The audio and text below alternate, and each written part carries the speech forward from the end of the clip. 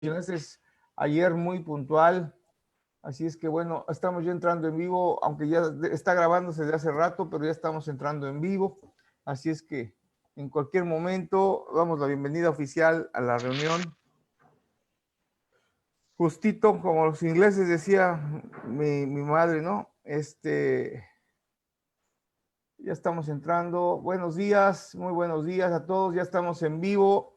Hoy jueves 27 de agosto del año 2020, puntualmente, como siempre, estamos entrando a nuestra actividad semanal y bueno, para mí es un gusto tremendo contar con la presencia de mi querido amigo, el ingeniero agrónomo, maestro en ciencias, José Peiretti. Bienvenido, José, buen día. ¿Qué tal, Luis? Muy buenos días para ti y para toda la audiencia. De vuelta, como en el día de ayer, un placer estar compartiendo con ustedes. Muchas gracias por la invitación.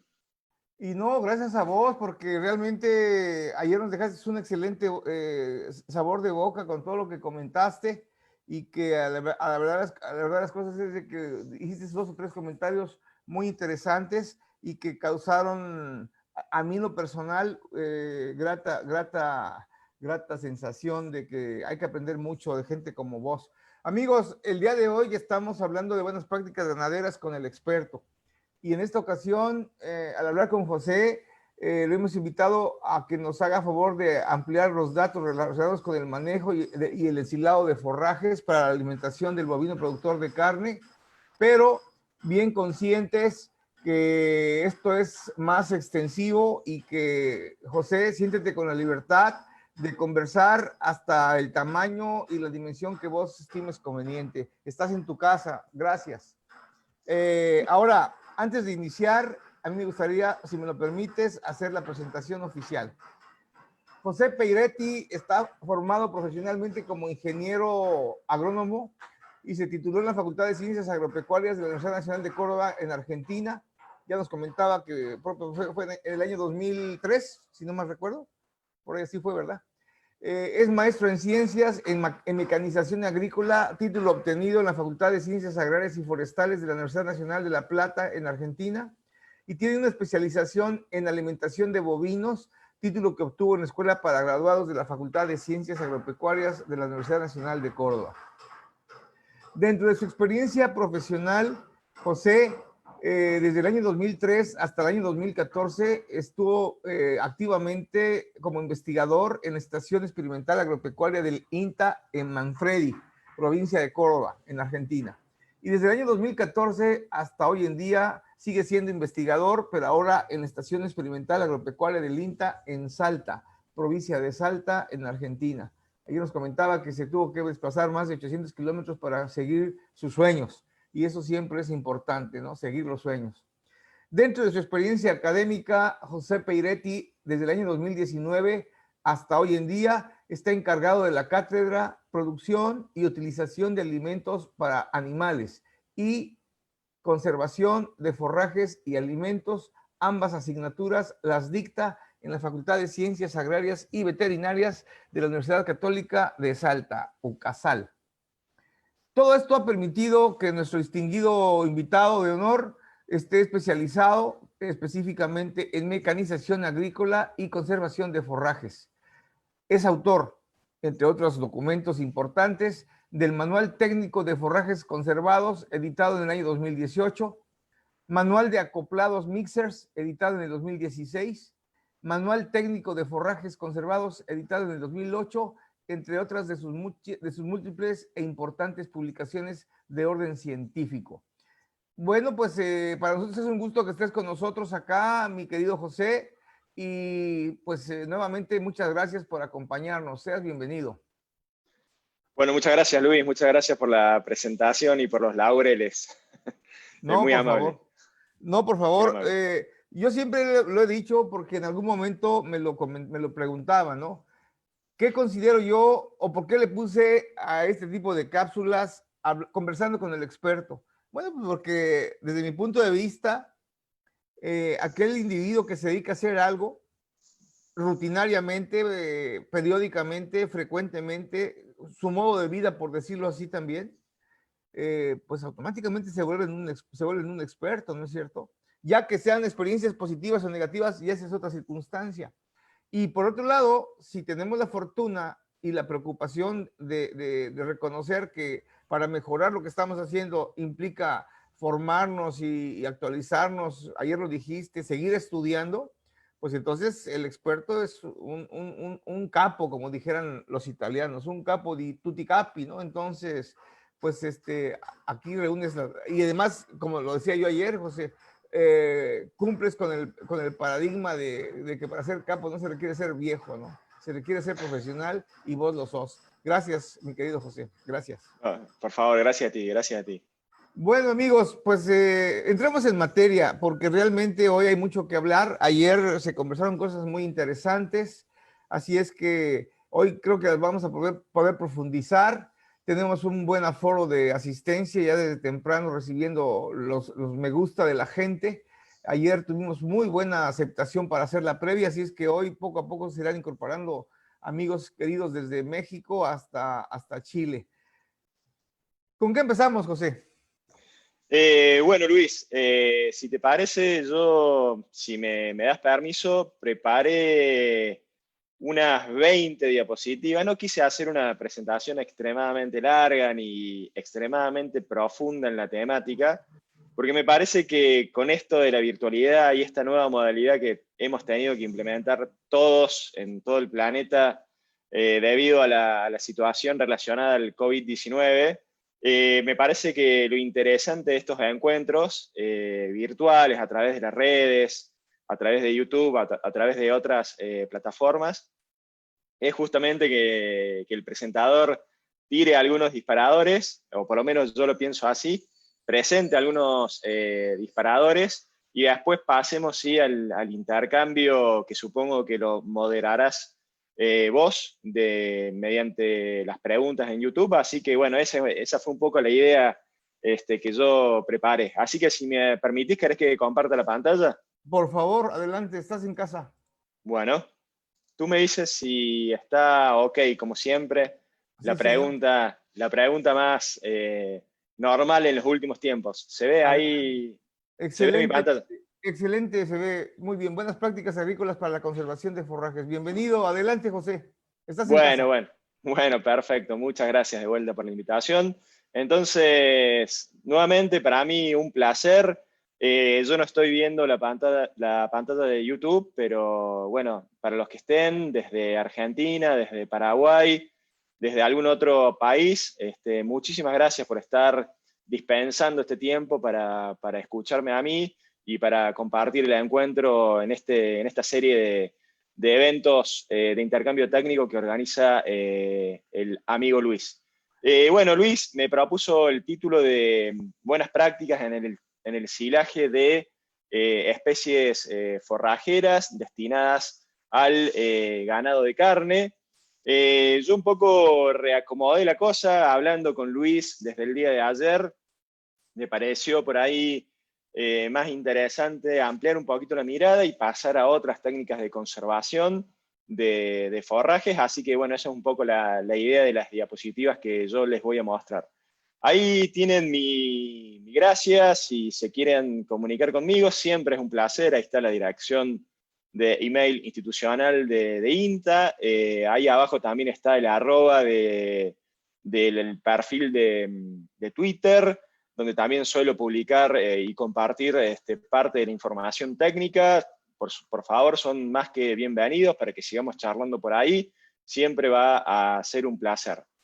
Para el que no sepa, bueno, INTA es el Instituto Nacional de Tecnología Agropecuaria, es la entidad de desarrollo de ciencia, de desarrollo y difusión de ciencia y técnica agropecuaria que tenemos en la República Argentina. Es una institución bastante tradicional, tiene más de 27 estaciones experimentales distribuidas a lo largo de toda la República Argentina, y bueno, allí trabajan gran parte de los principales referentes en las distintas temáticas de lo que son las ciencias agropecuarias y la producción agrícola y la producción ganadera. Así que bueno, también los invito, por supuesto, cuando quieran a visitar los sitios web del INTA, www.inta.gov de gobierno, con B larga al final, .ar. Así que invitados también por ahí. Bueno, entonces, primera diapositiva, lo primero que les quería comentar, fíjense, yo ahí arriba voy a empezar ya de entrada saliéndome de la casilla del título que me puso Luis respecto al silaje, así que de entrada en la primera diapositiva voy a meter en la fiesta a la otra gran técnica de conservación de forrajes, que es justamente la enificación. Yo acá me tomé el atrevimiento de copiar y pegar un gráfico, le cambié un poco los colores, lo adapté, un gráfico de una publicación del reconocidísimo investigador Van Soes, de una publicación del año 1994. Van Soes, todos los que nos dedicamos a la producción ganadera, seguramente nos suena su nombre, de los análisis de alimentos, de los análisis de forraje de Van Soes, que son justamente los análisis, el tipo de análisis de forrajes o de alimentos más utilizados en el día de hoy, porque, bueno, esto tiene que ver un poco con la historia de la ciencia, porque nos permite el análisis de Van Soes mediante la utilización de los famosos ácidos, separar los componentes de la pared celular de los materiales vegetales. Pero bueno, eso es otra historia que podemos discutir en otro momento. El mismo autor entonces publicó en el año 1994 este gráfico que a mí me parece muy interesante para darle el puntapié inicial a la conversación, al intercambio del día de hoy. Fíjense sobre el lado izquierdo, a ver, voy a poner una especie de puntero láser que espero que se vea en la pantalla de todos ustedes. Sobre el lado izquierdo de la pantalla está un ejemplo de ensilaje directo o de silaje, y sobre el lado derecho está un ejemplo de la enificación, la otra gran técnica de conservación de forrajes que tenemos en el mundo. Fíjense en el gráfico de Van Soes, qué interesante, un gráfico muy simple, sin demasiada escala. Fíjense cómo él dice que en lo que tiene que ver con el silaje, con la conservación como silaje de materiales vegetales, la mayor cantidad de pérdidas, el mayor porcentaje de las pérdidas ocurren durante la etapa de almacenamiento del silaje. Entonces, si nos vamos a referir a las buenas prácticas ganaderas, en este caso en conservación de forrajes, las buenas prácticas en el caso del silaje tendrán que prestarle atención a la etapa de almacenamiento del material. Ahora en un ratito hablamos un poquito de eso. En el caso del heno, fíjense sobre el lado derecho del gráfico, en el caso de la enificación, fíjense que Van Soes dice que la mayor cantidad de pérdidas de materia seca y de valor nutricional también suceden no en la etapa de almacenamiento de este forraje conservado, sino durante la etapa de, él dice, cosecha. Yo por ahí adaptaría esa palabra y diría durante la etapa de confección del heno. También, si les parece, podemos después hablar un poquito. Entonces, primero que nada, si vamos a hablar de buenas prácticas, cuando nos referimos a silaje, mucha atención a la etapa de almacenamiento y conservación del material. Si nos referimos a enificación, mucha atención en la primera etapa, en la etapa de confección, de cosecha y confección de ese material para heno. Simplemente como para empezar, esto seguramente los que se dedican a la producción ganadera y a la ciencia agrícola lo saben, pero nunca está de más recordarle. Cuando nosotros nos referimos a silaje, nos estamos refiriendo a un método de conservación del forraje, del material vegetal, con alto contenido de humedad, y ese alto contenido de humedad justamente lo que promueve es un proceso de fermentación ácida, que es justamente la herramienta con la cual nosotros vamos a intentar conservar y mantener la calidad original del material en el tiempo hasta el momento en el cual decidimos abrir ese silo, extraerlo y empezar a utilizarlo. Bien, otra cosa conectada con las buenas prácticas y que me retrotrae a esta diapositiva es la siguiente. Yo recién les dije conservar la calidad del material original. Entonces, de vuelta, volvemos al concepto de buenas prácticas en la producción ganadera. Ningún forraje conservado, ni el mejor silaje, ni el mejor heno, ni el mejor enolaje confeccionados con las máquinas de ultimísima tecnología, ninguno de ellos va a lograr nunca superar la calidad del cultivo o de la pastura que les dio origen, o del cultivo o de la pastura al momento del corte o de la cosecha para confeccionar dichos forrajes conservados. Entonces, como otra buena práctica en la producción ganadera relacionada a esta temática, siempre que nosotros vayamos a producir un forraje conservado, debemos maximizar las condiciones de producción de la pastura o del cultivo que les va a dar origen. Es decir, muchas veces yo he escuchado en mi vida profesional que se destina a la confección de algún forraje conservado, se destina a el excedente de la pastura, al excedente que no fue consumido en forma natural de la pradera o del lote con alguna pastura, o se destina, por ejemplo, a la confección de silaje de maíz, al lote de maíz que por alguna razón iba a ser cosechado como grano seco para ser vendido como commodity, lo cual es muy común acá en la República Argentina, y que después por alguna circunstancia sobre la marcha se decidió cambiar el destino de ese lote y decir, bueno, no, por ahí estamos viendo que el rendimiento en grano no va a ser tan bueno, entonces decidimos no cosecharlo con la cosechadora de granos y llamar a la picadora y confeccionar silaje con ese lote de maíz. Bueno, eso nunca está de más recordarlo, es una idiosincrasia, es un manejo de los conceptos totalmente erróneos. Nosotros, si vamos a confeccionar, si vamos a planificar la producción de un forraje conservado, de vuelta puede ser silaje, puede ser enolaje, puede ser heno de alta calidad. Si nuestro veterinario, si nuestro nutricionista nos recomendó que incorporemos silaje, que incorporemos heno, que incorporemos enolaje a la confección de nuestra ración balanceada, a la conformación de nuestro balance forrajero, entonces desde el momento de la planificación tenemos que pensar en producir un cultivo forrajero o un cultivo granífero o una pastura, intentando lograr el máximo rendimiento y la mayor calidad posible. Es decir, desde el momento de la elección del híbrido o desde el momento de la elección de la variedad, si es una pastura, desde el momento en el cual vamos a sembrar esa semilla, qué tipo de sembradora, qué regulaciones en la siembra vamos a realizar, cómo vamos a preparar el terreno, qué lote o qué espacio vamos a seleccionar para producir ese forraje, cómo lo vamos a cuidar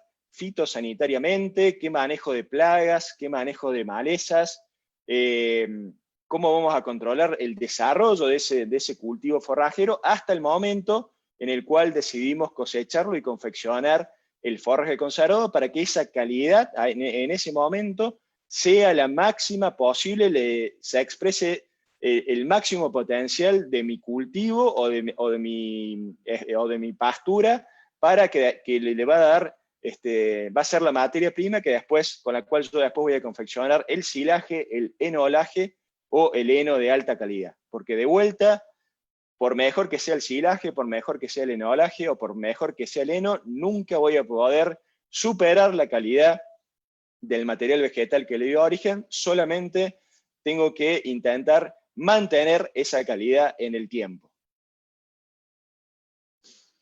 Entonces, entrando un poquito, cualquier cosa, Luis, si querés interrumpir o que hagamos un intercambio con la gente, tú me dices, te metes nomás con el micrófono, no hay ningún problema, si no, yo por ahí me voy hablando y no me doy cuenta. Está usted en casa, adelante. Está usted en casa, adelante. Bueno, perfecto. Así también me das tiempo para tomar un mate, mientras tanto. Seguro. Sí, señor. Bueno, perfecto. Bueno. Perfecto. Entonces, siguiendo con la parte de silaje y volviendo a ese proceso, a esa herramienta que nosotros necesitamos generar en el silaje para que justamente la calidad del material vegetal se conserve en el tiempo, yo les dije el tema de la fermentación ácida. Para que se produzca esa fermentación ácida en el material que yo estoy ensilando, necesito 4 cosas. Necesito un correcto contenido de humedad, necesito un correcto contenido de azúcares solubles en el material vegetal, necesito una buena población de bacterias lácticas. Esas bacterias lácticas podrán ser nativas o podrán ser incorporadas con alguna herramienta artificial, por decirlo de alguna forma, de las cuales también, si hay tiempo y hay ganas, les voy a hablar un poquito más adelante. Y tiene que haber, por supuesto, anaerobiosis. Esos son los 4 pilares, los 4 fundamentos para que se produzca la fermentación ácida en el volumen de material vegetal que yo pretendo ensilar. Entonces, estudiémoslos un poquito: el contenido de humedad, la disponibilidad de azúcares solubles, la población de bacterias lácticas, la anaerobiosis. Entonces, si yo me refiero, por ejemplo, al contenido óptimo de humedad, entonces, como buena práctica ganadera, pensando en la conservación de forraje como silaje, antes que nada tengo que saber decidir respecto a ese factor número 1, tengo que saber decidir el momento óptimo de cosecha, el momento óptimo de picado, o el momento óptimo de corte si voy a confeccionar el silaje de una pastura templada, como puede ser la alfalfa, Medicago sativa, o silaje de una pastura subtropical, como puede ser, por ejemplo, Gatton Panic. Entonces, respecto al contenido de humedad, no es lo mismo el momento óptimo de cosecha de un maíz para silaje. Nos viene a la cabeza la receta que aprendimos durante los estudios de grado, durante la facultad, que hablaba del 35% de materia seca, aproximadamente un 65% de contenido de humedad. Por supuesto, eso es un rango más amplio, puede ser 60% de humedad, 40% de materia seca. Dentro de ese rango es el momento óptimo para confeccionar un buen silaje de maíz. También nos va a venir a la cabeza otra receta histórica que hablaba de la línea de leche del grano posicionada a la mitad del recorrido o en 3/4 de su recorrido. También vamos a hablar un poquito más adelante de eso. Bueno, esas son recetas que, por supuesto, según el manejo que yo quiera aplicar en mi establecimiento, tendré que modificar, y según las herramientas con las cuales disponga, tendré que también podré moverme hacia un lado o hacia el otro. Después hablamos un poquito sobre eso. Segundo factor que yo les puse ahí en esta diapositiva, como generadores de la famosa fermentación ácida para producir el proceso de conservación en el silaje, cualquiera sea la especie y cualquiera sea la escala. Eso es importante, eso todavía no lo había dicho en la presentación. Acá todavía estamos hablando de cosas que son independientes de la especie que yo vaya a ensilar, sea maíz, o sea alfalfa, o sea una especie subtropical o tropical, y también son independientes de la escala productiva. Yo acá quiero desmitificar algo que por ahí se dice, que es que la conservación de forrajes o los forrajes conservados son solamente para grandes explotaciones.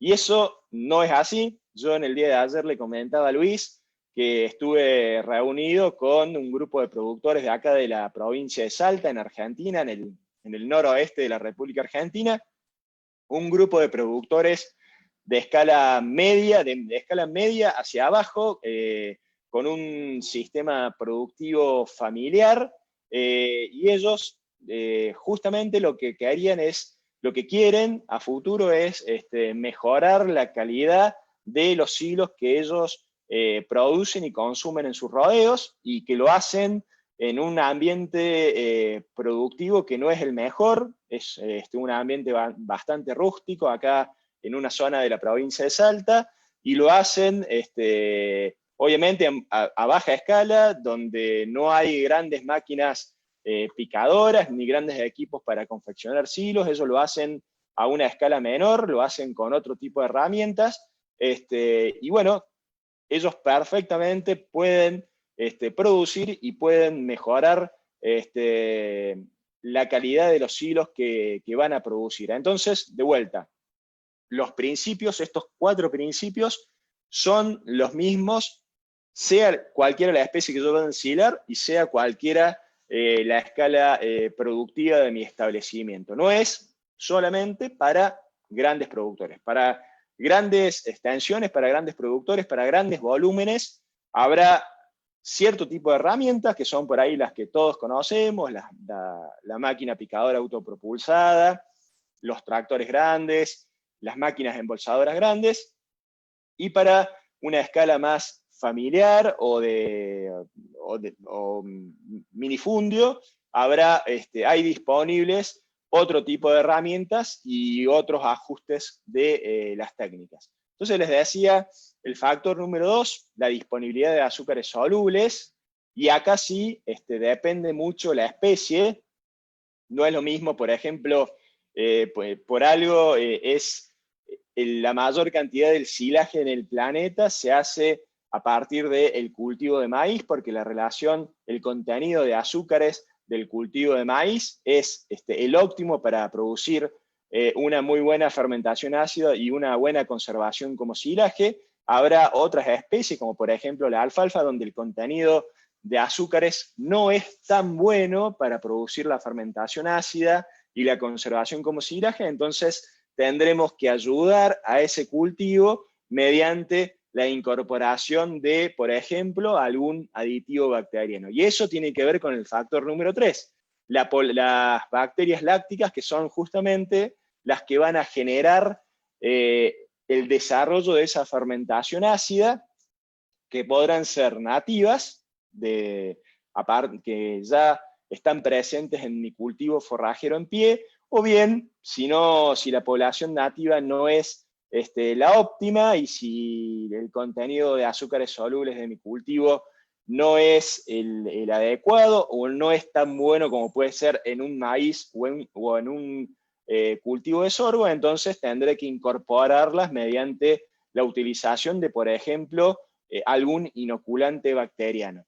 Y después el factor número 4, muy importante, que es la anaerobiosis. Y esto, es decir, extraer el oxígeno, la máxima cantidad de oxígeno posible del medio, del volumen, de la masa de material vegetal que yo voy a conservar como silaje. Y esto, por supuesto, lo voy a lograr mediante la utilización de equipos compactadores de gran capacidad, de gran peso y de gran capacidad de trabajo, que serán los que voy a utilizar en las grandes explotaciones, o lo podré lograr con equipos intermedios de menor peso y de menor capacidad de trabajo en tamaños de explotaciones intermedias, como puede ser utilizar un tractor más chico, un solo tractor, o incluso en tamaños de explotaciones como minifundios o familiares, donde hasta podré utilizar, yo he visto utilizar cuatriciclos, o he visto utilizar hasta el peso de los mismos productores que compactan el silaje con el peso de sus cuerpos. Así que lo importante no es con qué compacto, sino cómo compacto, y entender que hay que compactar lo mejor posible. No sé, Luis, ¿cómo venimos? ¿Hay alguna pregunta? Sí, creo que antes de continuar, me gustaría hacer una complementación a tu primera y excelente participación, pero no sin antes darle las gracias a nuestros amigos que nos están siguiendo. Te manda saludos Luis Rades, colega veterinario y colega tuyo por la parte del INTA. Gracias, Tocayo, por estar con nosotros. Y bueno, hay saludos de nuestros amigos desde México. Gracias, Ricardo.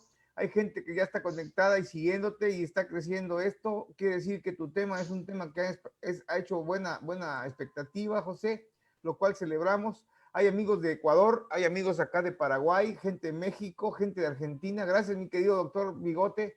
Hay gente también de acá de Paraguay. En fin, gracias a los que nos están siguiendo, a todos. No doy nombres por no mentir.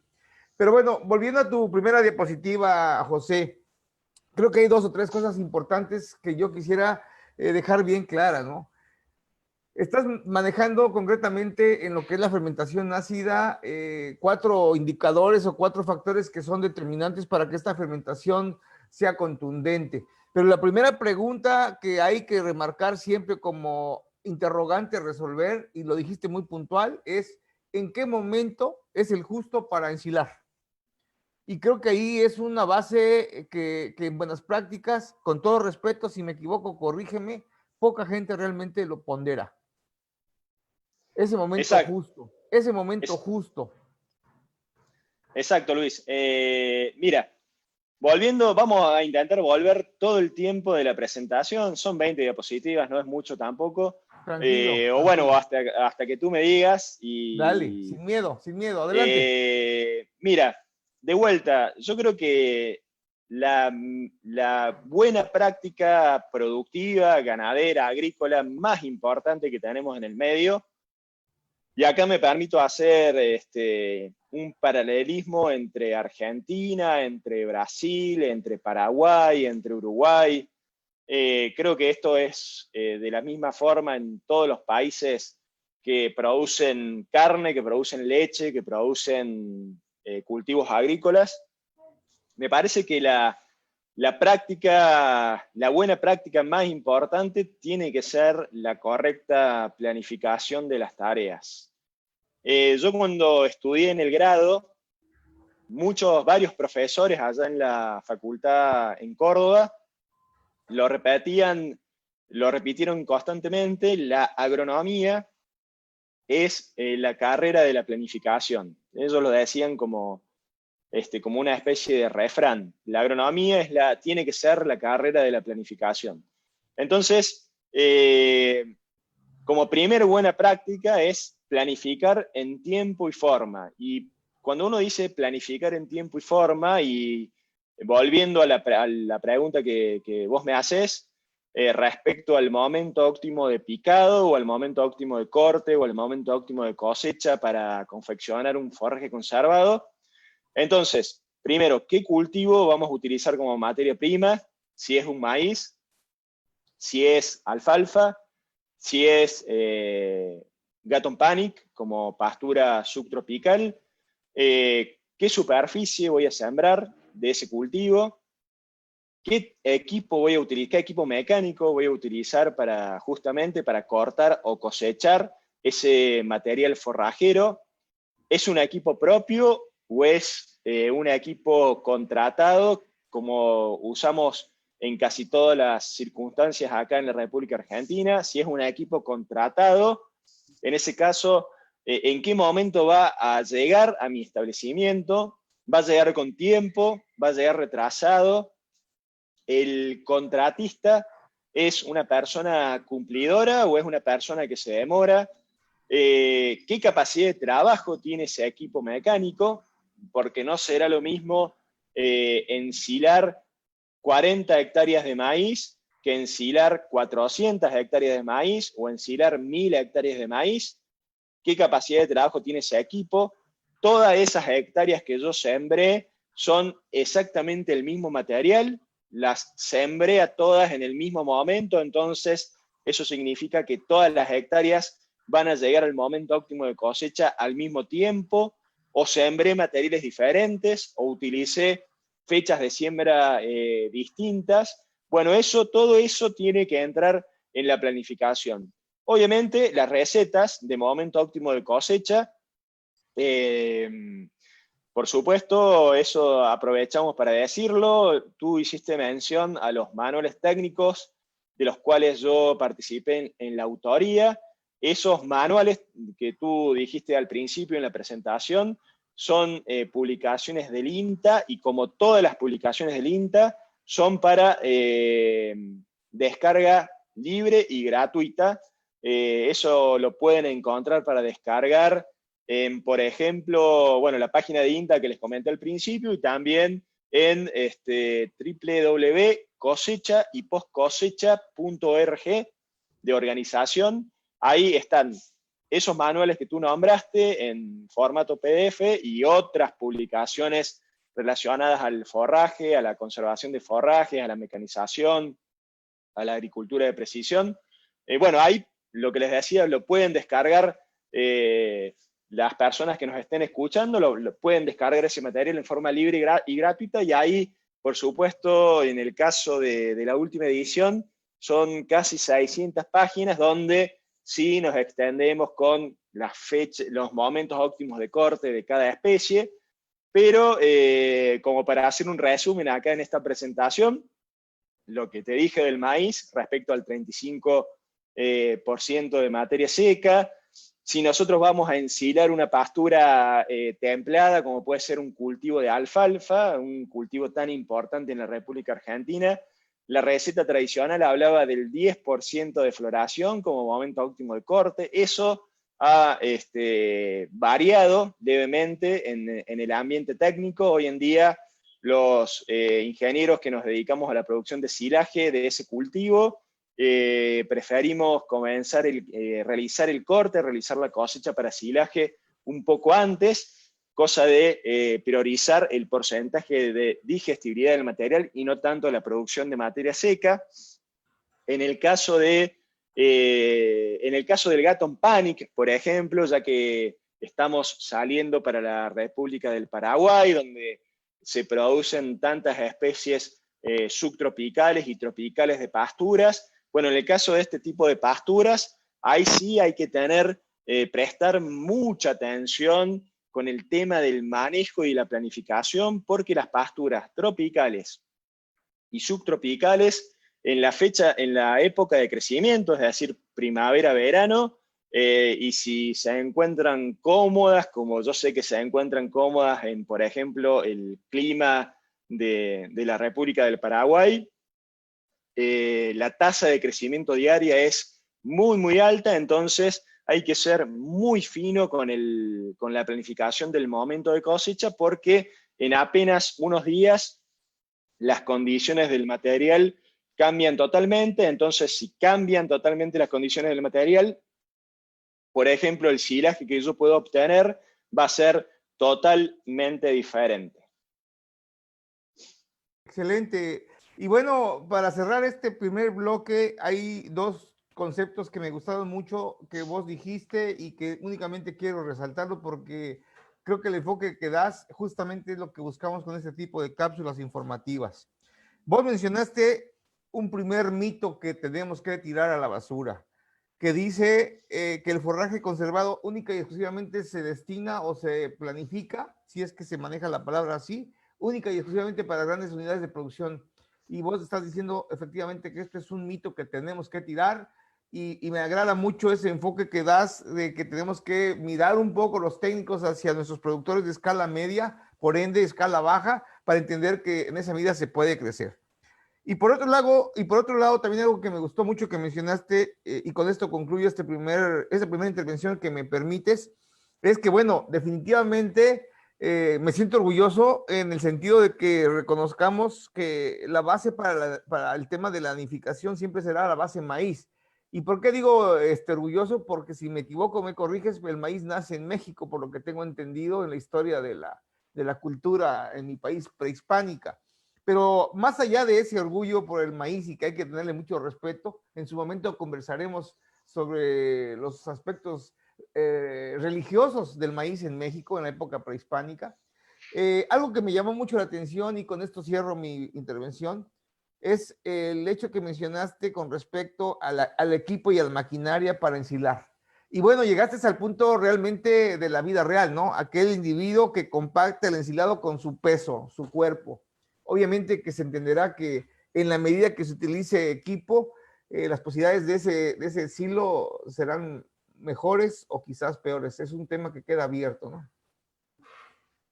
Sí, Luis, en realidad yo lo que me estaba refiriendo con eso, yo he trabajado con ambas circunstancias. Trabajo en la República Argentina con grandes productores que trabajan con equipos mecánicos de alta capacidad de trabajo, a veces con varias picadoras autopropulsadas trabajando al mismo momento, donde se ensilan varios cientos de miles de toneladas de material vegetal, de varios cientos de miles de toneladas de maíz picado. Y también, de vuelta, sobre todo ahora que estoy trabajando hace 6 años en el noroeste de la República Argentina, donde, digamos, en algunos cientos de kilómetros conviven los latifundistas con los minifundistas por la fisonomía geográfica de esta zona del país y por el clima. También he visto gente que confecciona por ahí algunos metros cuadrados de silaje, y esto te lo digo, produce maíz en algunos metros cuadrados, lo corta a mano, lo pica con una mini picadora por ahí de a una planta por vez, junta el material en una bolsa plástica y después, por ejemplo, acá en Argentina, nosotros utilizamos dos cosas, o utilizamos tambores de metal de 200 litros de volumen, o si no están esos tambores de metal, utilizamos también pequeñas bolsas de plástico, y bueno, y la compactación se realiza a sangre y se realiza perfectamente. No significa que, obviamente, no es un picado de precisión, no se logra un tamaño uniforme de partículas en todo el material, pero se logra una perfecta compactación. Muchos de ellos hasta distribuyen, yo he visto distribuir inoculantes bacterianos a mano con un pulverizador manual, y el silaje se logra perfectamente en esos volúmenes, en esos pequeños volúmenes, pero el silaje se logra perfectamente. Yo a lo que iba es de vuelta. Lo que quería decir es que la confección y utilización de forrajes conservados, silaje, enolaje y heno, no es algo que es solamente, no debe ser algo que sea solamente redituable para grandes productores de grandes extensiones, sino que adaptando la tecnología, adaptando los métodos, perfectamente es redituable para pequeñas explotaciones también, de escala intermedia o de escala pequeña. Excelente, muy bien, José. Por favor, continúa. Bien, perfecto. Entonces, una diapositiva resumen, Luis, que yo les armé, un poco que tiene que ver con lo que estuvimos charlando. Las claves de todo silaje se aplican de igual manera para todas las especies forrajeras y escalas, y entonces, ahora sí, las claves, yo se las escribí aquí muy resumidamente. Yo les pongo acá que todo silaje, cualquiera sea la especie o cualquiera sea la escala, nosotros lo podemos describir al proceso en 5 fases consecutivas, de las cuales hay que prestar mucha atención a la primera y mucha atención a la quinta y última. Ya la vamos a hablar. El tema del tamaño de picado. Sea una picadora autopropulsada de origen alemán con la última tecnología, o sea, una picadora eléctrica, donde se puede picar de a una planta por mes, de a una planta por vez, siempre hay que prestar mucha atención e intentar que el tamaño de picado sea lo más uniforme posible. La compactación, que ya estuvimos conversando, sea lograda mediante el trabajo de 10 tractores de 250 HP, o sea lograda mediante el trabajo de el pisoteo de algunos ayudantes o el tránsito de, por ejemplo, un cuatriciclo con peso. Lo importante es siempre apuntar a lograr la máxima compactación posible para que se extraiga la máxima cantidad de oxígeno del material que yo voy a ensilar. Esto es muy importante, y de vuelta, independientemente de la especie e independientemente de la escala del silaje, siempre tapar al silaje, siempre que se pueda, siempre que se pueda pagar el tapado de la mejor forma posible, sea a gran escala o sea a pequeña escala.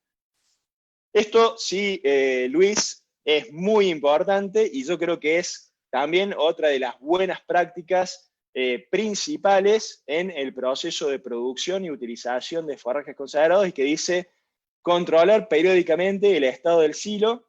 Yo les puse ahí por fuera, si es un silo aéreo, o es un silo bolsa, o es una pequeña bolsa de silo, o es un tambor metálico de 200 litros, controlar periódicamente el estado del silaje, o sea, el estado de la cobertura, el estado de la bolsa plástica, el estado del silo bunker, y cuando se pueda, y en forma periódica también, controlarlo por dentro. ¿A qué me refiero con eso? Es una muy buena práctica para adoptar en la producción y utilización de forrajes conservados, siempre hacerse la costumbre de cada tantos días muestrear, si estamos hablando de silaje, muestrear el silaje por dentro. Hay métodos de muestreo, por supuesto, de eso podemos hablar después, o están explicados en los manuales que les recomendé. Hay diferentes métodos de muestreo, se puede calar el silo cada tantos días, sacar una muestra. Esa muestra, si se tiene dinero, se puede remitir a un laboratorio de forrajes, y si no se tiene dinero y no se quiere gastar dinero, se puede aprender a evaluar subjetivamente el silaje mediante su olor, mediante su color, mediante su consistencia, mediante el contenido de humedad que yo percibo al tacto, mediante lo que veo. Así puedo ir evaluando también la calidad de mi silaje. Lo mismo con con algunas variaciones en la metodología. Se puede hacer para el caso de enolaje, que es la otra técnica de conservación, o para el caso de la enificación, en el caso del heno, que es la tercera técnica de conservación de forrajes.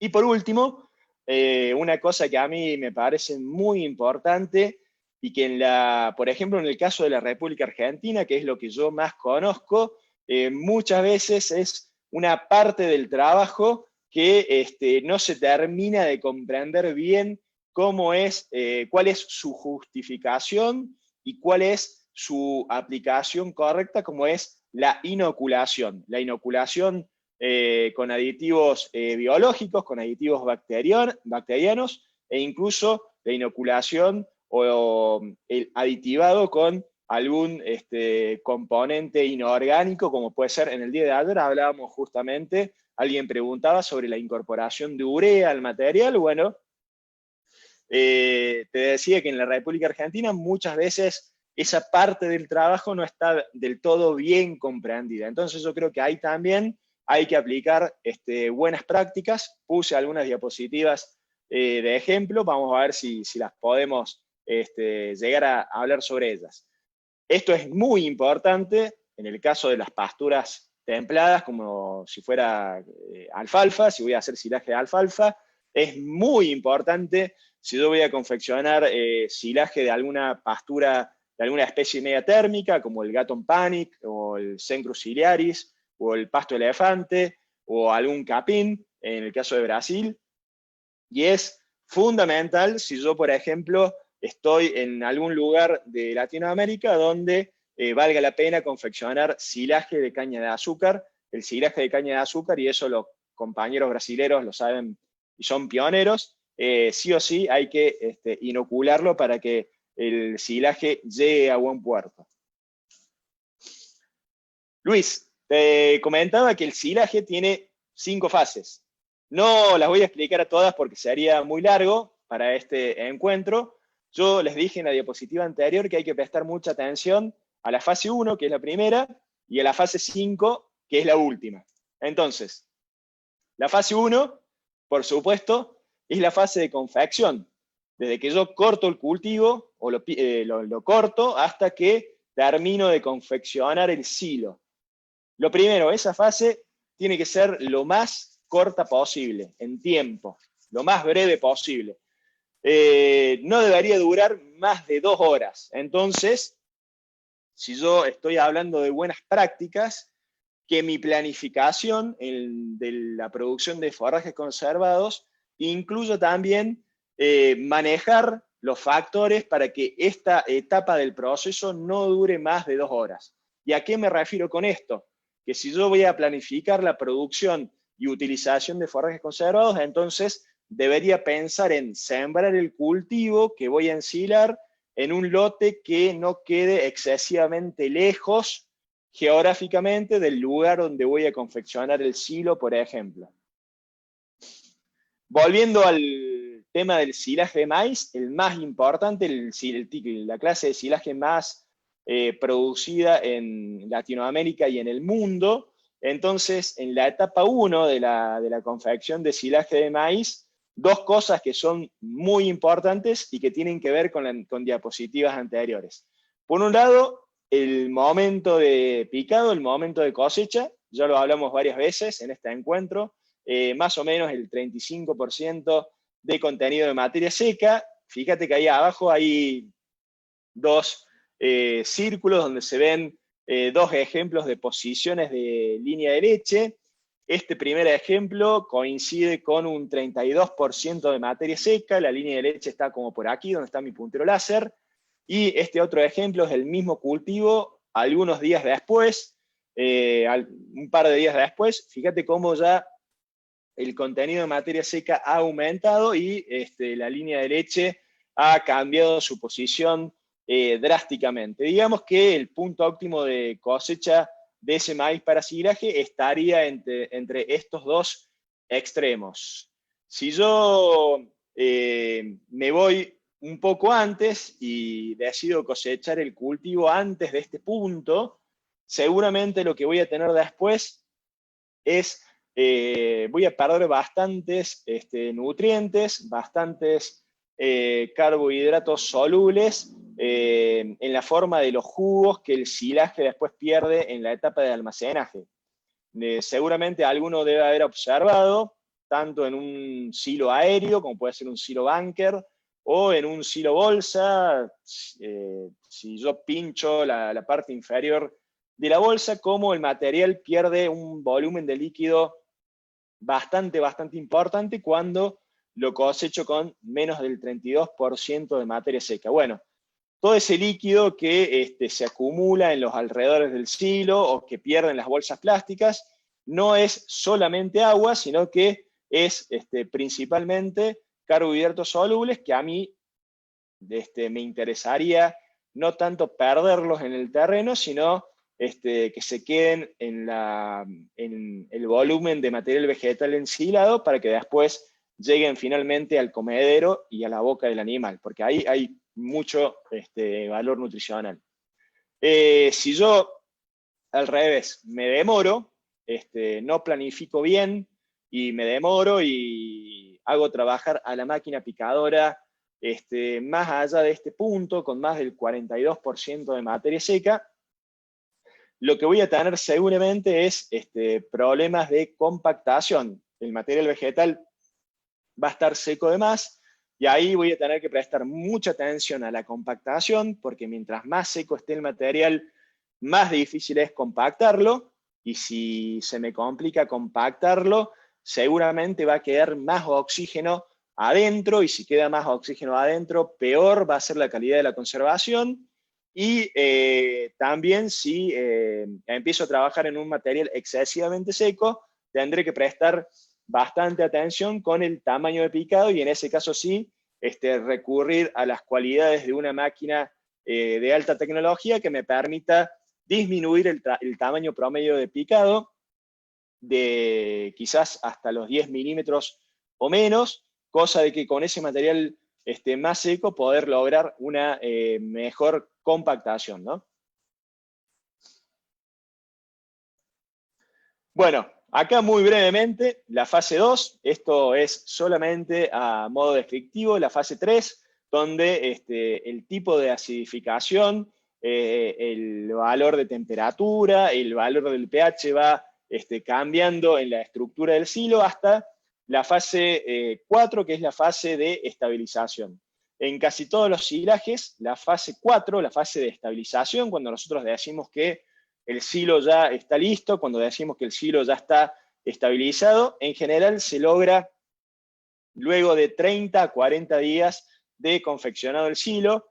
Ahí voy a tener sobre todo una preponderancia del ácido láctico, voy a tener un pH estabilizado, voy a tener una temperatura del material estabilizada. En general, el pH, si todo anduvo bien y si el silo está en óptimas condiciones, si el tamaño de picado fue bueno, si la disponibilidad de azúcares solubles fue la correcta, si el contenido de humedad o contenido de materia seca al momento de la confección fue el adecuado, si se produjo esa fermentación ácida que les dije al principio, ahí el pH del material debería andar entre 4 y 3.8 en un silo en óptimas condiciones. Y el valor de temperatura del material, si yo le meto el bulbo de un termómetro, debería andar alrededor de, obviamente esto varía según las condiciones climáticas del país donde yo esté ubicado, pero debería andar en una zona como la República Argentina, entre 18 y 20 grados de temperatura. Si yo detecto puntos de mayor temperatura, eso es indicador de respiración y de algún problema dentro del silaje. Y les dije al principio que la otra fase importante es la fase 5. La fase 5 del silaje, la otra fase a la cual hay que prestarle bastante atención es justamente esta que se ve acá. Esta es una fotografía de la provincia de Salta, cerca de donde está la Estación Experimental de Salta, donde yo trabajo, en el noroeste de la República Argentina. Es solamente un ejemplo. Fíjate, Luis, acá tenemos a los empleados de la finca, del campo, que están cargando el acoplado mixer para confeccionar la ración balanceada. Esto es un establecimiento donde se produce, es un feedlot, donde se engordan animales para exportación.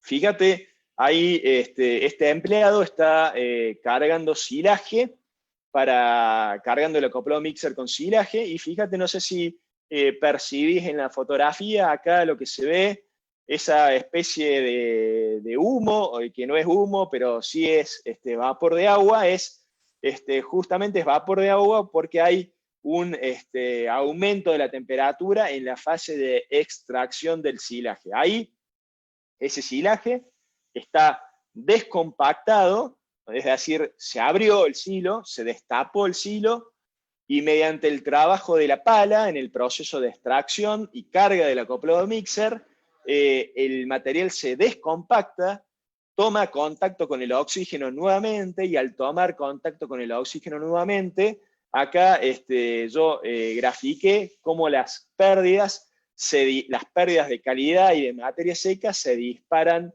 muy rápidamente. Ese vapor de agua que se ve ahí atrás en la foto, en el acercamiento de la foto, es porque, como te decía recién, hay un aumento de la temperatura del material. ¿Por qué? Porque al haber nuevamente disponibilidad de oxígeno, se reactiva la actividad microbiana, y al reactivarse la actividad microbiana hay respiración de los hongos, de las levaduras, de los mohos presentes en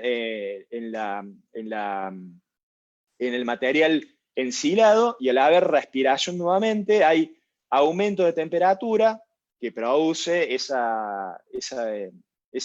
volumen de vapor que se ve en la fotografía. Pero más importante que el vapor que se ve en la fotografía, que es solamente un indicador, ese aumento de temperatura lo que me va a provocar a mí en el material vegetal es la aparición o la generación de la reacción de Maillard. La reacción de Maillard, todos lo sabemos, y si no lo sabemos lo recordamos, es una desnaturalización de las proteínas por temperatura que me genera nutricionalmente que las proteínas dejen de estar disponibles para el animal que las va a consumir, y aparte se ve en ese cambio de color, en ese rápido cambio de color del material, el silaje en el acto toma un color oscuro, un color atabacado, un color achocolatado. Entonces todo eso es indicador de que no se están aplicando buenas prácticas, de que estoy fallando en la otra etapa importante del silaje, como es la etapa de extracción y suministro. No sé si hay alguna pregunta que quieras hacer hasta ahí, Luis. Únicamente, independiente, como siempre, de que estás tocando puntos muy concretos y bastante explícitos, lo cual te felicito. Quiero seguir felicitando a la gente que nos está haciendo el favor de darle me gusta. Recibe saludos de el doctor Martínez Almudévar, desde Salta, Argentina. Gracias, doctor. Hay gente que nos está hablando de Campo 9, de la zona donde vos has estado, José. Gracias, doctor Gaona, por estar con nosotros. En ese sentido, únicamente quiero resaltar algo que creo que es contundente, José. Me gusta el estilo que mencionas y la importancia que le das, porque de eso se trata de este tipo de cápsulas, la importancia que le das a las buenas prácticas. Y has dicho dos cosas muy importantes que no creo que no debemos de olvidar. Para hablar de buenas prácticas en ese sentido, en el área en la que estamos inmersos con tu expertise, mencionaste dos cosas para mí fundamentales. Una ya la explicaste y que además va a faltar muchas horas para poder seguir profundizando, que es el momento justo de hacer ese proceso de ensilado. Pero junto con pegado, la otra palabra o término que creo que es muy interesante y que la repites con bastante frecuencia, lo cual me halaga, es la importancia de planificar. Creo que esto es algo que debemos de entender los técnicos y me traes a la mente muchas cosas que más adelante vamos a conversar, pero antes de darte la palabra nuevamente, en esto que hablaste de la extracción de toda lo que sería la parte de oxígeno y evitar la fermentación ácida y todo este tema, me imagino que más adelante lo vas a conversar. Vuelven a mi mente los bichitos estos que sigo desde hace muchos años, las micotoxinas. Pero bueno, adelante, José. Bueno, Luis, sí, perfecto. Después hacemos algún comentario sobre micotoxinas. Tú sabes que yo no soy veterinario ni soy especialista en microbiología. Te puedo hacer algún comentario desde mi punto de vista, desde mi experiencia profesional en esta temática, en la temática de conservación de forraje y alimentación animal. Los hacemos cuando quieras. Sí, sí, te decía, sigo si te parece con las diapos. Por favor, por favor. Otra buena práctica, yo se las puse en las diapositivas de resumen del principio, de síntesis del principio. Yo les había puesto por ahí el tema de la inoculación. Yo te cuento, les recuerdo a la audiencia mi experiencia en la Argentina. Mi experiencia con la inoculación en la Argentina es que lamentablemente es una etapa del trabajo de confección del silaje que, por lo menos en la República Argentina, no está del todo bien comprendida, ni el objetivo, ni la aplicación más adecuada, ni la forma más adecuada de aplicarla, ni cuándo aplicarlo, si hay que aplicarla siempre. Bueno, yo en 2-3 diapositivas quería hacer algunos comentarios sobre eso, de algo que a mí me parece una herramienta clave para el ensilado de algunos cultivos. De vuelta, tú estás en Paraguay, yo estoy en el NOA de Argentina, donde, por ejemplo, la alfalfa, si bien la alfalfa no es muy importante, pero tenemos mucha presencia de especies subtropicales y de tropicales. Yo aquí he trabajado con silaje de caña de azúcar, en el silaje de Gatton Panic, en el silaje de alfalfa. La correcta inoculación es fundamental. Mira, esa fotografía que está ahí en la diapositiva, eso es de hace un año. en la zona norte de la provincia de Santiago del Estero, en la República Argentina. Ahí estamos trabajando ensilando sorgo. El sorgo, podríamos, si se quiere, acercarlo al maíz en sus cualidades para el ensilado, digamos, tiene una muy buena disponibilidad de azúcares solubles, un muy buen contenido de almidón, un muy buen contenido de materia seca.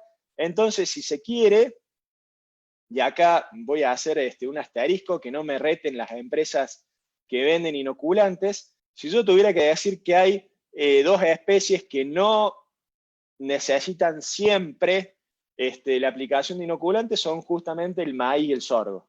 Pero bueno, yo acá en esta fotografía la pongo de ejemplo, ahí trabajando en la confección de un silaje de sorgo.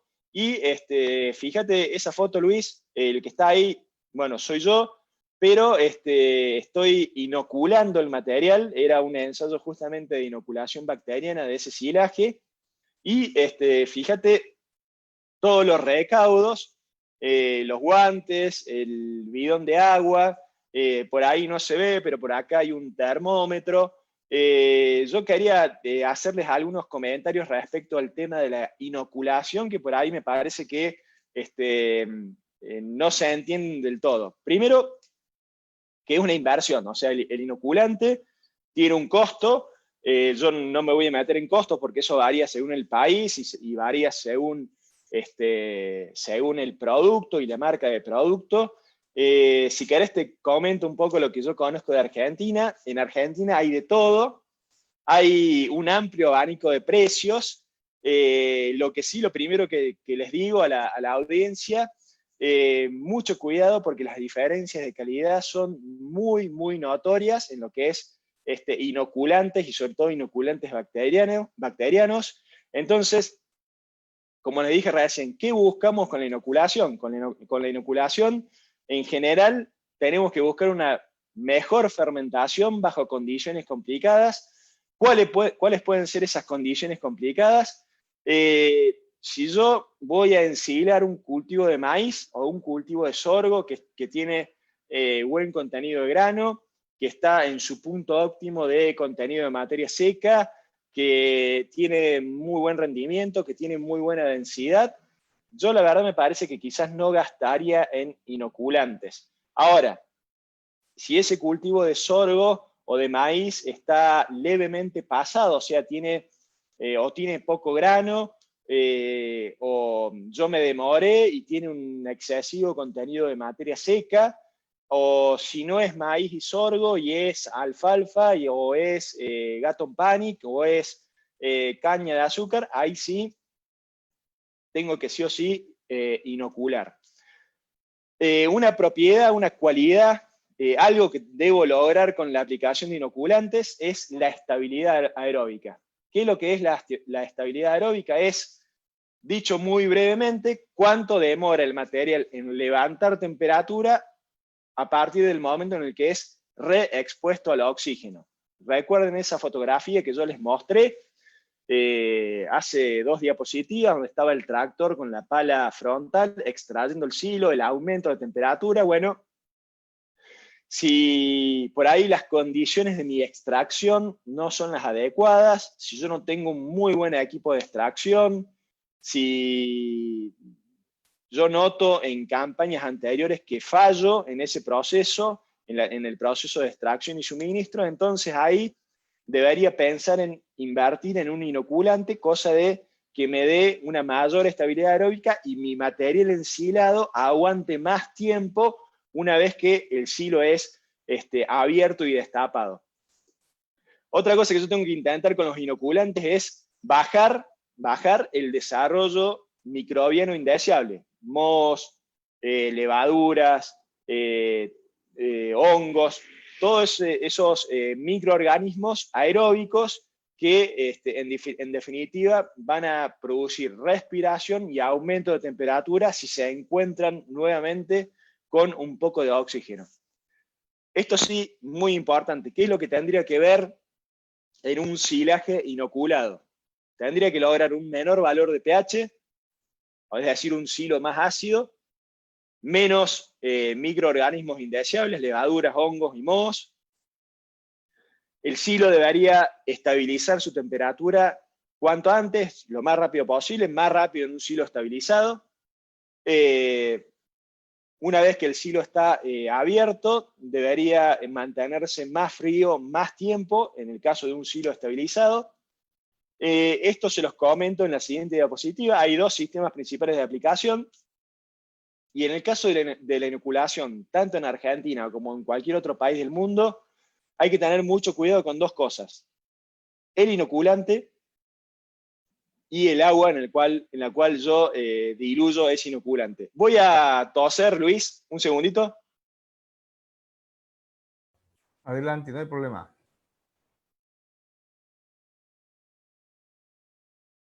Perdón, me ahogué con saliva, no es ninguna otra causa bacteriológica, así que no hay ningún riesgo. Tranquilo, menos mal. Adelante, José. Perfecto, entonces yo les decía dos cosas a tener en cuenta. El primero, el inoculante. Hay sin número de marcas, las diferencias de calidad son muy, muy notorias. Entonces yo lo que recomiendo siempre es, si uno va a inocular el silaje, tomar una muestra del silaje, cualquiera sea, y remitirla a un laboratorio de microbiología para saber efectivamente cuál es la concentración real de bacterias ácido-lácticas en mi inoculante. Eso cambia según la marca del inoculante, la calidad y según el tiempo que tenga el inoculante, porque los inoculantes tienen una vida útil, tienen una fecha de vencimiento, y no es lo mismo un inoculante que recién sale de la fábrica a un inoculante que hace un año que está en el depósito. Entonces, para saber efectivamente con qué estoy yo inoculando, muy importante tomar una muestra de mi inoculante, cualquiera sea la marca, y remitirla a un laboratorio de microbiología para saber efectivamente cuál es la concentración de bacterias que tiene ese material, ese aditivo, y en base a eso acomodar la dosis final en la máquina. Otra cosa que es, esto sí, Luis, es muy, muy importante y que tiene que ver con el agua en la cual yo diluyo mi inoculante. Fíjate, esta es una fotografía del mismo día de la fotografía anterior, donde estábamos ensilando sorgo. Eso es en el mes de mayo, en Santiago del Estero, en la República Argentina. No es la época de más calor, estábamos ahí, como quien dice, en otoño e invierno. Con esa agua de donde se ve acá esta fotografía, acá el técnico está sacando agua del tanque cisterna para después diluir ese inoculante. Y fíjate, a las 10 de la mañana, ahí está mi reloj, 10 de la mañana, esa agua tenía aproximadamente 29 grados de temperatura en el mes de mayo, no el mes de más calor en esa zona de la República Argentina. Si nosotros revisamos un poquito cualquier paper que hable de viabilidad de inoculantes, vamos a encontrar que con 40 grados de temperatura del agua, todos los inoculantes se mueren totalmente. O sea, la población bacteriana de los inoculantes deja de existir totalmente. 40 grados de temperatura, para darnos una idea, si yo pongo el lavarropas y le pongo temperatura, temperatura tibia, bueno, la temperatura del agua del lavarropas está a 40 grados. Si yo pongo el dedo en la descarga del lavarropas, de la máquina de lavarropas, me voy a dar cuenta que es mucho menos que una sensación de caliente o de hirviendo. Entonces, pensemos lo fácil que es en el campo, en el establecimiento, en la finca, en la estancia, que esta agua que está al aire libre alcance fácilmente los 40 grados de temperatura, y por ende el inoculante que yo diluya en esa agua, cualquiera sea su población bacteriana ácido-láctica, deje de existir. Entonces, por ahí escuchamos después que los inoculantes no funcionan. Por último, los dos sistemas de aplicación, sobre todo en explotaciones extensivas o trabajando con máquinas autopropulsadas. Dos sistemas principales, el tanque de 370 litros y los sistemas de ultra bajo volumen. Uno está del lado izquierdo de la máquina y el otro está del lado derecho de la máquina, cerca de la cabina. Dos cosas. No es lo mismo trabajar con 370 litros de agua que preparar 25 litros de agua como tienen los sistemas de ultra bajo volumen. Si yo recién hablé de la temperatura del agua, de la calidad del agua, que por supuesto no tiene que tener cloro, no tiene que tener ningún bactericida, en el campo es mucho más fácil manejar 25 litros de agua y lograr una buena inoculación que manejar 375 litros de agua. Pero obviamente el inoculante que yo diluya acá tendrá que tener algunas características especiales para trabajar en ultra bajo volumen. Bueno, les quería comentar eso sobre las técnicas de utilización de inoculantes, un pantallazo muy, muy rápido sobre silaje, muy, muy resumido y muy, muy rápido. No sé si hay algún comentario, Luis. Me queda claro, excelente la intervención y la exposición de tus conceptos. Varias cosas por ahí seguramente van a quedar flotando para comentar. Yo les invito, amigos todos, siempre estamos abiertos a escuchar sus comentarios, sus preguntas. Seguimos recibiendo salutaciones desde México, gente de Argentina, gente de Chile, gente de Ecuador, gente de Colombia. Gracias a todos por estar aquí con nosotros. Y bueno, José, yo creo que has tocado fibras muy interesantes al respecto. Este mito o esos conceptos que se tienen sobre los inoculantes también creo que es un tema que merece más tiempo en algún momento, en un futuro, porque dijiste algo muy interesante y lo dijiste de una manera muy elegante. Eh, Voy a ser concreto. ¿Cuántos propietarios, cuántos productores son de la mentalidad, en este caso, de comprar el mejor inoculante, contar con el mejor equipo, pero con personales sin capacitación suficiente y conveniente? Y algo que lo has puntualizado mucho, la calidad del agua, la calidad de esa agua y la temperatura ambiente en la que estás trabajando. Y bueno, acá en el Paraguay, como en otros países, el clima, pues tú los conoces, son climas extremos y que en momentos dados estos climas pues tienen que ser siempre considerados. Y yo lo pongo de ejemplo, no en el área en la que tú eres experto, sino en el tema de los animales que están sujetos en un momento dado a recibir, por ejemplo, una vacunación. La temperatura está circulando, la temperatura basal está circulando brutalmente y eso inhibe una reacción favorable para titular anticuerpos y otras cosas. Entonces tú lo estás extrapolando excelentemente a la parte de inoculantes.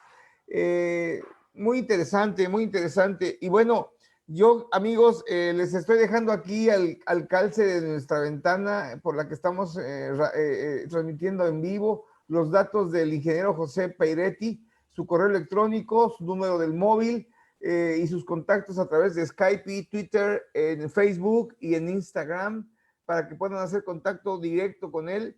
Algo que me gustaría, si me lo permites, José, que fueras tan gentil de conversar un poquito más, porque estoy seguro que para muchos amigos que nos escuchan les va a ser muy interesante, sobre las publicaciones que mencionaste de acceso libre en el INTA. Si pudieses comentarnos un poquito sobre esto para que la gente también vea opciones de obtener esta información bajándolas de la internet, por favor. Sí, claro. Yo recomiendo dos sitios web. El sitio oficial del Instituto Nacional de Tecnología Agropecuaria, www.inta.gov.ar, y les recomiendo otro sitio que es un sitio particular del equipo de trabajo nuestro, que es www.cosecha y postcosecha.org de organización. En ambos lugares están disponibles las todas las publicaciones de INTA en formato PDF para descargar en forma libre y gratuita. No solamente las que yo recomendé de forraje conservados, sino de un sinnúmero de temáticas. La institución solamente le pone valor monetario a las publicaciones en formato físico, pero es un valor representativo, es solamente el costo del papel y de la edición en papel.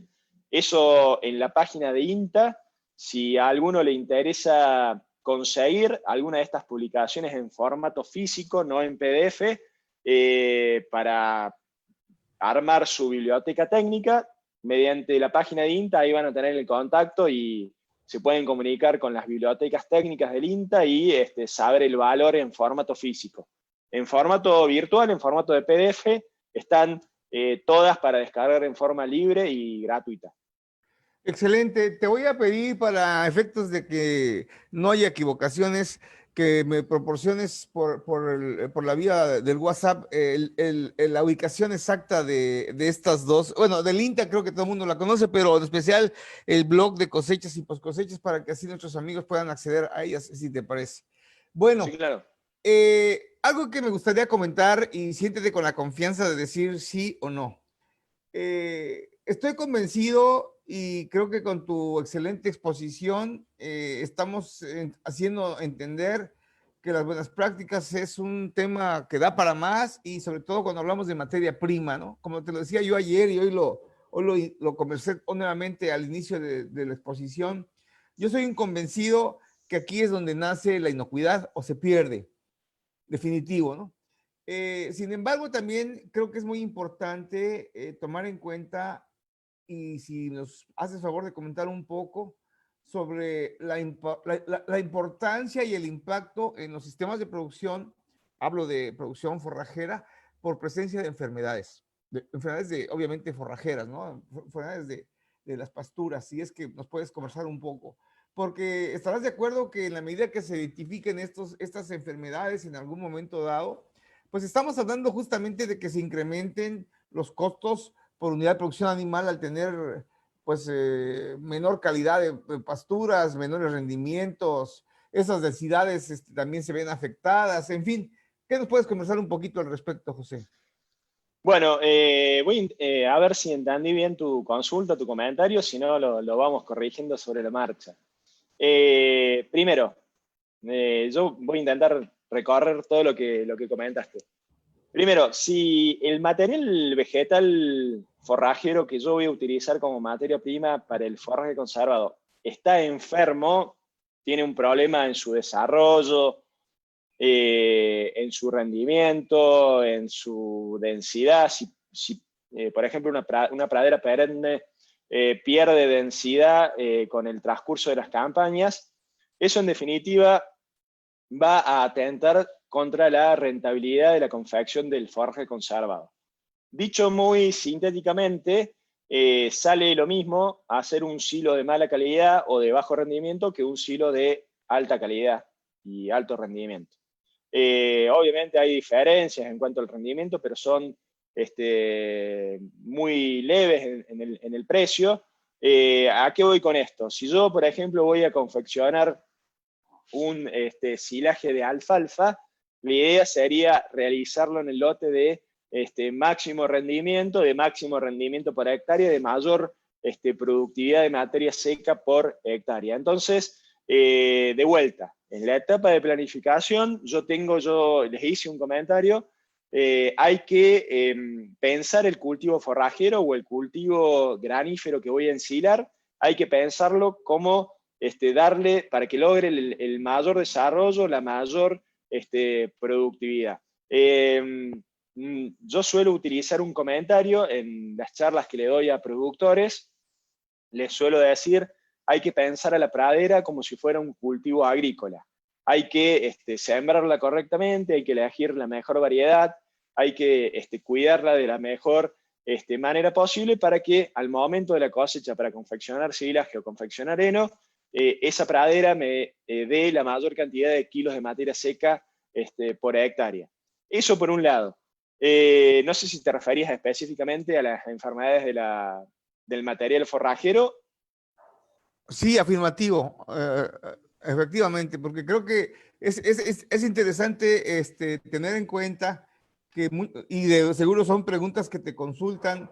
No sé si vayas a seguir ocupando la pantalla, sino para que la cierres y quedemos en foco, Dale. por favor. Yo no sé si en algún momento te han consultado.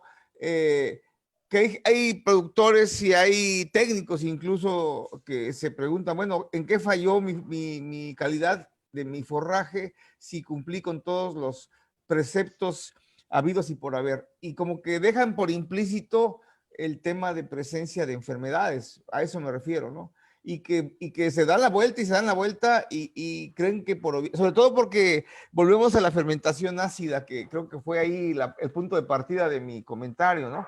Claro. Esos cuatro indicadores que vos manejás, creo que son temas que tienen que ser muy bien analizados por el técnico, porque si me equivoco, corrígeme y con esto te doy la palabra. Cada uno de ellos es significativo y contundente. Me explico. De nada sirve que controles la humedad si no lo haces con los azúcares solubles o si no lo haces con las bacterias lácticas. En fin, a eso me refiero. Luis, de vuelta, esto es volviendo sobre todas las diapositivas que estuvimos visitando a lo largo de esta mañana de intercambio. Mira, si quieren nos ubiquemos en la República del Paraguay, nos ubiquemos en alguien que va a ensilar una pastura tropical o una pastura subtropical. Por favor. El momento de confección es, en este tipo de especies subtropicales o tropicales, es muy, muy angosto. Es una ventana muy, muy angosta. Nada que ver con, por ejemplo, un cultivo de maíz. Yo en un cultivo de maíz, si la máquina picadora se demora 4 días, que aquí en la República Argentina es una cosa muy, muy normal, yo esos 4 días de retraso los puedo ajustar con el tamaño de picado, los puedo ajustar con el inoculante, los puedo ajustar con la compactación en el silo. En el caso de una pastura tropical o subtropical, esa ventana de aprovechamiento es muchísimo más angosta y las cualidades nutricionales del material entre el momento óptimo y 48 horas después, en la época de crecimiento, primavera-verano, es totalmente distinto. ¿Por qué? Porque este tipo de especies, las especies tropicales y subtropicales, tienen una tasa de crecimiento por día muy, muy alta, entonces cambia totalmente, por ejemplo, el contenido de lignina, el porcentaje de digestibilidad del material. Entonces, ergo, la calidad del silo, por más de que a simple vista se vea similar, la calidad del silaje va a cambiar totalmente y también va a cambiar totalmente la respuesta del animal con el que yo voy a alimentar con ese silaje. ¿Se entiende? Sí. Por eso, de vuelta, a mí me parece que la principal buena práctica en este tema, la principal buena práctica en lo que tiene que ver con la confección y manejo de forrajes consagrados, tiene que ser la planificación y algo que tú comentaste antes, la capacitación del personal. No, no llegué a eso, pero nosotros decimos siempre, la parte más importante de una máquina, por ejemplo, es la que está entre el asiento y el volante.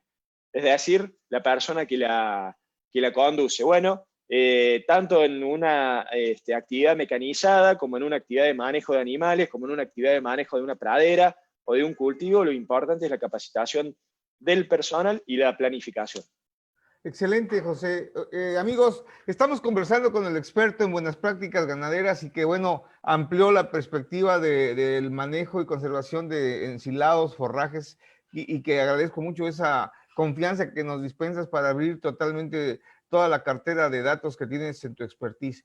Antes de pasar a la parte final, José, a mí me gustaría únicamente, de manera muy, muy puntual, retomar algo que en algún momento, hace 2 semanas atrás, me dejaron muy, muy en la cabeza, zumbando, como decimos, la mosquita en la oreja, de nuestro amigo y colega, el doctor Juan Francisco Michelau, que está ahí trabajando con vos. Que bien es cierto que su enfoque básicamente fue por intoxicación por plantas, pero cuando habló de control integrado, eh, dentro de su expertise y con la limitación, por decirlo así, que no es tu área, pero que seguramente algo tienes por ahí que darnos como para cerrar ese ciclo. Él hablaba de métodos tradicionales y no tradicionales. Y dentro de los tradicionales recuerdo que mencionaba como los más importantes la exclusión espacial, la eliminación mecánica o química, algo que me llama mucho la atención, el uso de semilla controlada y el proceso de nidificación o ensilaje per se. Por ese lado me gustaría, si tienes unos cuantos minutitos para complementar ese tema y cerrar la punta. Bueno, con el riesgo de estoy opinando sobre la exposición de otro colega de una temática en la cual no soy especialista, así que asumo el riesgo de equivocarme y por favor, si hay algún comentario No, para corregirme, tranquilo. bienvenido sea. Bien, el tema, yo un poco pensando en lo que tú me comentas que dijo el doctor Michelot, estoy pensando, bueno, las técnicas de cosecha mecánica, el silaje y la denificación per se, siempre son tecnologías que sirven para, de alguna manera, domesticar la producción forrajera, sobre todo en especies ubicadas en ambientes agroclimáticos como en el que trabaja Juan, como en el que trabajo yo, o como en el que trabajas tú allí en el Paraguay. Zonas más subtropicales o tropicales, siempre si se quiere cambiar de lo que es la cosecha natural o la cosecha boca mediante el pastoreo a una cosecha mecanizada, siempre sirve para, de alguna manera, yo le digo, domesticar a las praderas. ¿A qué voy con esto? Por mejor que sea el manejo del pastoreo, que por supuesto hay gente que sabe mucho sobre eso, sobre las distintas técnicas de pastoreo natural y de manejo del rodeo en relación con las praderas y las pasturas. En el caso de especies tropicales y subtropicales, es muy difícil que la boca de los animales llegue a consumir adecuadamente la alta productividad de materia seca que tienen estas especies en su época de crecimiento, paréntesis, primavera-verano.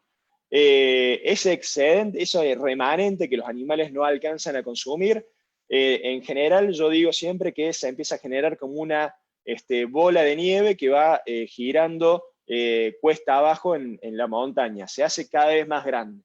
No solamente que empieza a haber remanente de materia seca, empieza a haber acumulación de materia seca, eso va perjudicando al consumo voluntario del animal, va perjudicando al desarrollo propio de la pradera, porque se empieza a acumular material lignificado. Estamos hablando de zonas tropicales o subtropicales, donde en época de verano el sol cae perfectamente perpendicular a la superficie de la tierra, entonces el sombreado es mayor, se acumula material, hay cada vez más sombreado, empieza a haber competencia intraespecífica dentro de la pradera, se empiezan a perder los individuos más débiles de la pastura. Si esos individuos se pierden, o aparecen malezas, o empieza a haber superficie de terreno libre, donde si el terreno tiene pendiente, seguramente va a haber mini escorrentía y mini erosión.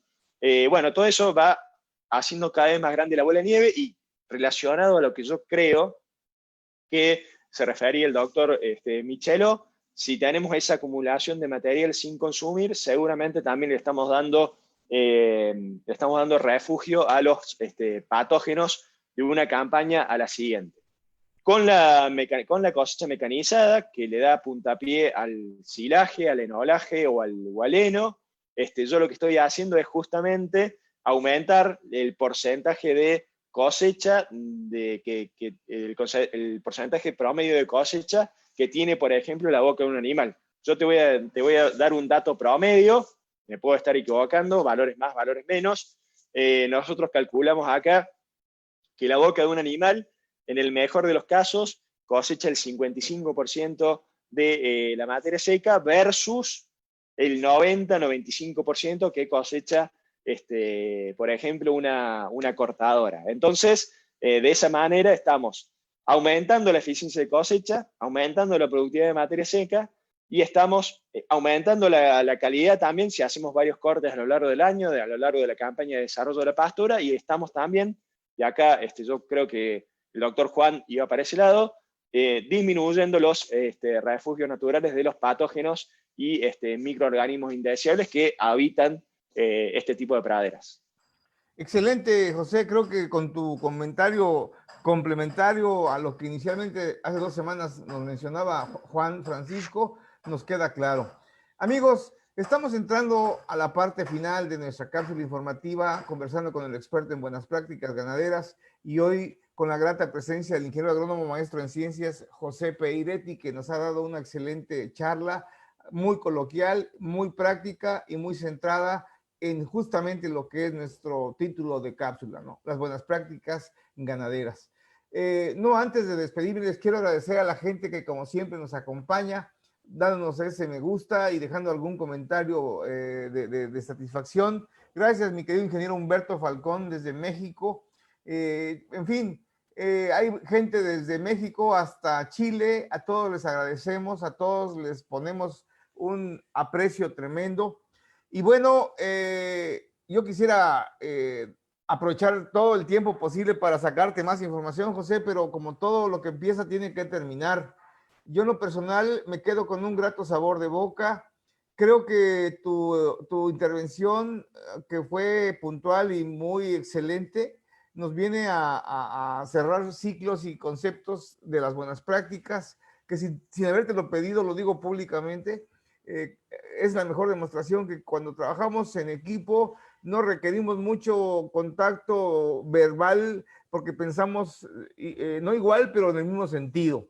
Y creo que eso lo celebro y celebro que mi amigo, el doctor Luis Rades, como siempre, haya tenido la atinada recomendación hacia tu persona y sobre todo a tu calidad y tu condición de ser humano, tu don de gentes y tu humildad para transmitir el conocimiento. Muchas gracias, José. Eres un excelente profesional y admiro tus capacidades. Sigue siendo igual.